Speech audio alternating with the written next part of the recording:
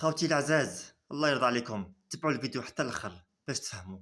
سيد الوزير، انت راك وزير فلاحه، والفلاحه كلشي راه مبني على الفلاحه، والسيد رئيس الجمهوريه اكد على الفلاحه، وحنا كنواب عطينا قنوات باش نتصلوا بك. الهاتف ما تلفتش الهاتف، ولاني غير قولها لي والله صحنا مسؤول الاسلام ما كاش الرد. يا خويا حنا في الفلاحه، انا نائب على ولايه وهران، يعيطوا لي فلاحين، يعيطوا لي مستثمرين، يعيطوا لي مام اللي يخدموا عندك الاداره تاع الفلاحه على المشاكل تاعها. صافي انا كنعيط لك بالهاتف خويا ولا نتصل بك باش نعيط لك على صوالحي للامانه. نهار اللي نعيط لك على صوالحي طفي عليا التليفون وقدام النواب هنا وقدام الرئيس.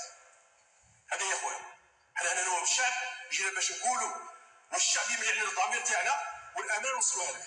دونك لا انت راك في وزاره السياديه، الشرطه الله يدق عليها، كنا كنعيطوا له في التليفون وهنا للامانه ونتواصلوا معاه في الواتساب في كذا ويرد علينا. انت لقيتك في وهران واتصلت بك في وهران وقلت لي سي بون بعد يا ملعاش.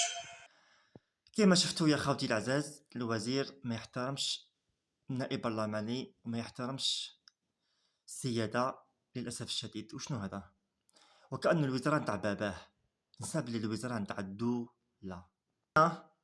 نتمنى أن الوزارة الآخرين يتربوا